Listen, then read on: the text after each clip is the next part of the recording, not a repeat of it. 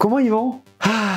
Enfin, on a vu cette image. Enfin, Lando Norris a gagné un Grand Prix. D'un coup, là, je suis libéré, là. Ça fait du bien. Avec son vieux pansement, là.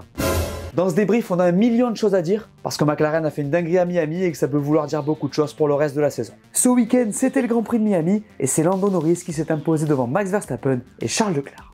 Allez, on en parle. Pour ne rien rater de ce qui arrive sur la chaîne, abonne-toi, laisse-moi ton meilleur pouce levé, et profite de la vidéo.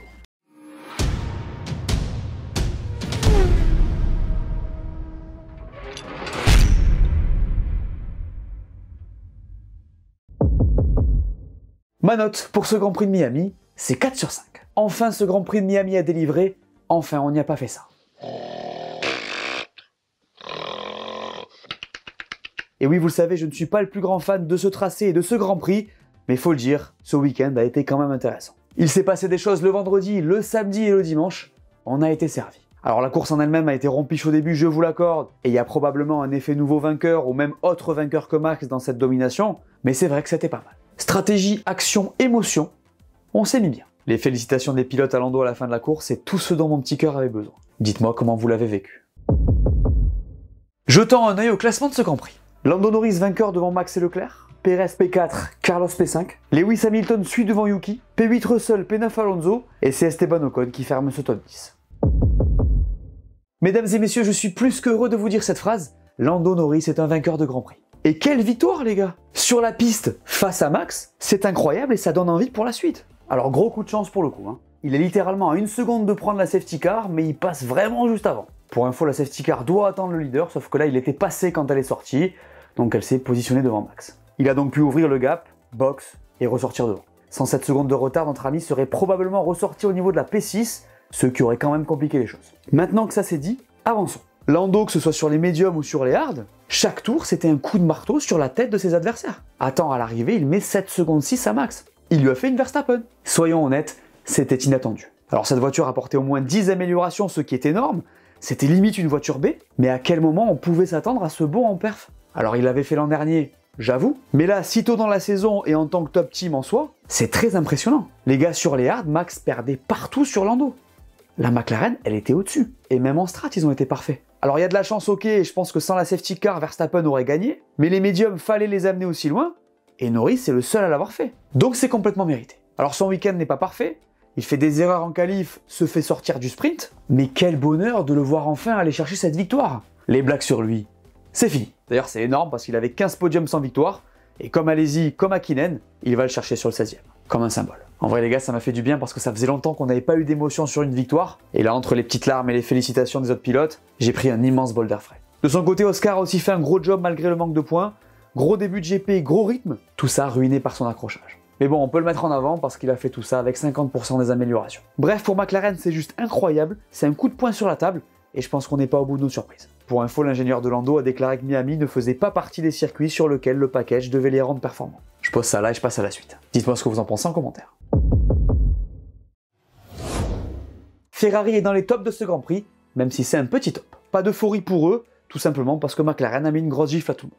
En fait, que ce soit niveau perf ou niveau strat, ils étaient un peu en dessous à chaque fois. Après, je les mets pas dans les flops parce que c'est quand même assez positif dans l'ensemble. Le rythme était proche de celui de Red Bull, le circuit a aussi fait qu'ils sont restés derrière eux, et en vrai 3 et 5 alors que t'as pas encore introduit une nouveauté, ça se prend. Côté pilote, Charles a été monstrueux avec le peu de roulage qu'il a eu, il a tout maximisé du début à la fin.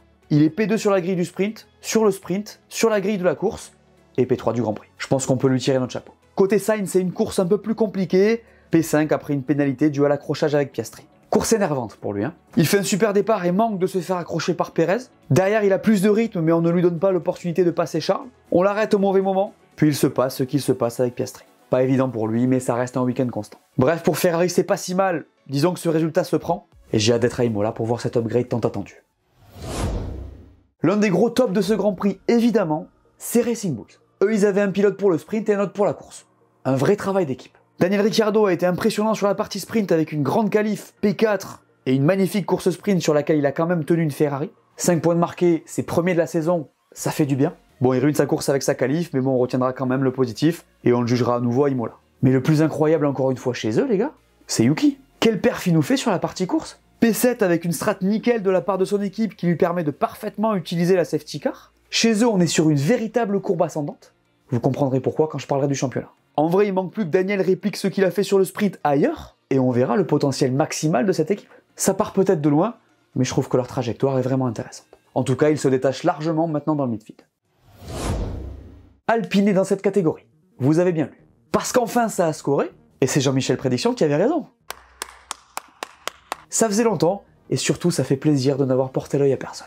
D'ailleurs, ce point d'Alpine a un impact au championnat, on en parle plus tard. Alors pour aller un peu plus dans le détail, l'équipe française est arrivée à Miami avec 2 voitures ayant des améliorations. Je vous rappelle que seul Esteban les avait en Chine. La voiture est maintenant au poids, ça s'est vu, et on a un peu l'impression qu'on va pouvoir faire des choses au final cette saison. Alors j'avoue, ça fait mal de se réjouir autant pour un tout petit point, mais bon, c'est la réalité de 2024. En vrai, je me dis que l'équipe a tellement touché le fond en début de saison que ça ne peut qu'aller mieux. Côté pilote, on a toujours la même dynamique chez eux, c'est-à-dire que c'est Esteban qui ramène le point.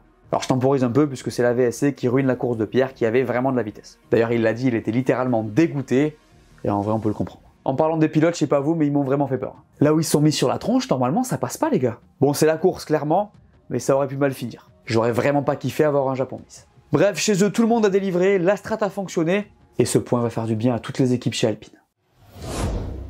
Dans les tops de ce Grand Prix et pour la première fois de l'année, Lewis Hamilton. Alors Lewis P6 en top les gars, je vous aurais dit ça il y a 3 ans, vous auriez pleuré du sang. Bon bah il est dans ce chapitre parce qu'il avait du rythme et que selon ses dires il s'est régalé. C'était pas le week-end le plus facile mais bon cette saison pour eux c'est un pléonasme. En tout cas on a senti que ça allait mieux. Le body language était bon, il a demandé plus de puissance à la radio pour aller chercher Pérez. Vous ne rêvez pas, il a passé une grande partie de la course dans le DRS d'une Red Bull à la régulière. J'avoue je l'avais pas vu venir. Alors il était en médium et Pérez en hard, mais bon faut dire que ceci ne serait probablement pas arrivé il y a une course. Ils avaient des améliorations ce week-end, cette fois on a réussi les réglages entre le sprint et la course, donc c'est positif quand même. En plus, c'est la première fois de la saison qu'il finit devant Russell, ça se prend même si notre cher Lewis, on a bien compris qu'il n'en avait pas grand chose à faire. Vous avez bien capté qu'il n'a qu'une seule hâte, c'est d'être comme ça. Je pense que tout le monde peut le comprendre. De l'autre côté du garage, c'était plus difficile pour George qui a déclaré qu'il y avait sûrement un souci sur sa monoplace. Bref, un petit top pour Merco, mais un top qui se prend.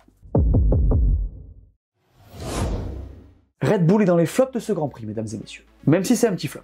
2 et 4 dans ce chapitre, en vrai c'est un compliment. Disons-nous les choses. Bon, et ben c'est un week-end un peu sombre pour les champions du monde. Ils ont eu du mal avec cette voiture, du début à la fin. Ça glissait, il y avait pas mal de sous-virages sur les 2 caisses. Max a fait du max quand il le pouvait, mais à un moment donné, tu ne peux pas non plus tout le temps faire des miracles. Et oui, je l'ai dit tout à l'heure, mais cette Red Bull était juste totalement moins efficace que la McLaren en course, que ce soit sur les médiums ou sur les durs. Alors Max manque clairement de chance. D'abord, la VSC dure moins d'un tour et il est mal placé sur la piste, donc il ne peut pas s'arrêter. Puis la safety car sort devant lui, ce qui met Norris dans les meilleures dispositions pour observer son arrêt. Cherchez pas, les mecs sont trop habitués à ce qu'il soit leader. Après, en vrai, ne nous racontons pas d'histoire. La Red Bull en course était de toute manière moins rapide que la McLaren. D'ailleurs, Max le sait, il suffit de voir sa tronche à la fin de la course. Attends, le mec n'a jamais été aussi content. C'est un truc de fou. Le gars ne gagne pas, il est juste refait que son poteau gagne une course. Décidément, ce pilote m'étonnera toujours. Imaginez-vous quand même qu'il n'avait pas été battu sur la piste depuis le Grand Prix de Singapour. D'ailleurs, il l'a dit, si P2 c'est un mauvais jour, il prend, et je suis d'accord avec ça. En tout cas, il l'a répété, Red Bull va devoir travailler, parce qu'en rythme de course à Miami, contre McLaren, c'était compliqué. Pas que d'ailleurs, hein, puisque pour Pérez, ça l'a été contre les Ferrari et une Mercedes. Ah! Et oui, Denis. D'ailleurs, c'est moi ou Checo, il a vu passer son licenciement anticipé devant lui, là.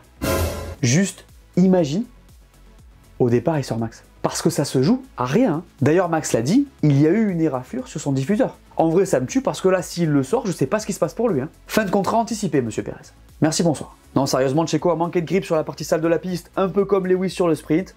Et voilà. Après, il a un peu déconné quand même. Hein. Écoutez, Max, j'ai eu une éraflure sur mon diffuseur. Franchement, je ne comprends pas sa manœuvre. Je suis un peu énervé maintenant. Il a freiné 50 mètres plus tard que tout le monde, mais heureusement, il ne s'est rien passé de plus grave. Ah, on me dit à l'oreillette qu'on a une image de Checo lisant la déclat. Un Doliprane peut-être? Force à lui. Bref, pas le meilleur week-end pour Red Bull qui, je vous le rappelle en plus, a perdu Adrien Newey la semaine dernière. J'en parlais dans ces 2 vidéos, je vous mets les liens dans la description.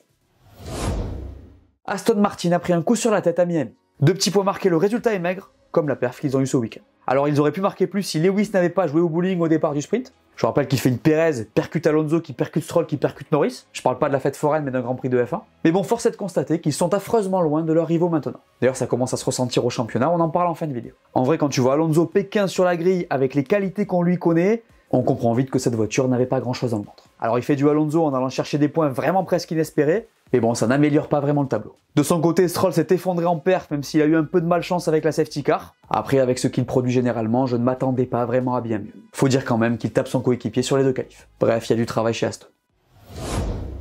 Kevin Magnussen est dans les flops de ce Grand Prix. Et oui, parce que tantôt bouclier, tantôt pilote de Monster Truck, notre cher Kevin nous en a encore fait des belles. 45 secondes de pénalité sur ce Grand Prix, La légende dit qu'à l'heure où on se parle, il n'a toujours pas franchi la ligne d'arrivée. Attends, il a souffert du décalage horaire plus que les autres ou quoi? Il a fait une insolation, c'est quoi le délire? Kevin, c'était un hors-la-loi à Miami. Ok, j'arrête les punchlines. Ça suffit. Alors faut quand même dire qu'il a été très utile à son équipe sur le sprint. Encore une fois, il permet à Hülkenberg de marquer de précieux points. Après, c'est vrai que là, il y a une petite tendance à dépasser la limite, donc faut faire attention. Parce qu'il se met dans une situation vraiment galère, notre ami. Sur le week-end, il a pris 5 points de pénalité sur sa licence. Il en a 10 en tout. Je vous rappelle qu'il en avait pris 5 en mars à Jeddah. Donc ce que ça veut dire, c'est que s'il prend 2 points de pénalité supplémentaires avant mars 2025, il sera suspendu pour un Grand Prix. Parce que le seuil est à 12. En vrai, c'est chaud. C'est un peu triste pour lui parce qu'il n'a pas la vitesse, et il se retrouve sacrifié par son équipe pour faire marquer son coéquipier. Bizarrement, la situation inverse n'est jamais arrivée. Bref, ça sent la retraite pour K-Mag.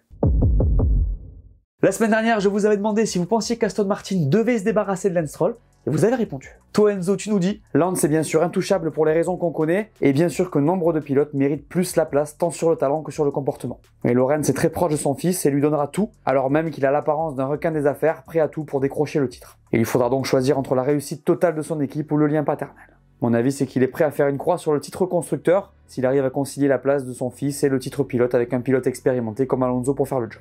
Il arriverait de ce fait à faire plaisir à son fils tout en faisant parler de sa marque via le titre pilote qui est plus médiatisé que celui de constructeur, et qu'importe notre sentiment d'agacement et la grogne des autres pilotes, à la fin c'est Lorenz qui décide. D'accord avec toi, par contre je ne vois absolument pas Aston jouer un titre avec Stroll. Je te rappelle que depuis 2 ans, rouler avec ce pilote c'est comme rouler sans personne ou presque. Il en pense quoi le J? Moi? Bah non. Pour moi la question sur Stroll ne devrait pas en être une. Il a montré le pire comportement possible et un pilotage plus que moyen dans une équipe qui se rapproche des top teams. La F1 est un sport où se regroupent les 20 meilleurs pilotes du monde, et un fils à papa comme lui n'en fait pas partie. Nous sommes d'accord, mais bon, j'avais envie de poser la question. Passons maintenant à la question du jour, et là j'ai envie de vous piquer. Au vu de leur rythme à Miami, pensez-vous que McLaren va pouvoir challenger Red Bull cette saison? Comme d'habitude, je sélectionne 2 commentaires, et on en parle au prochain débrief.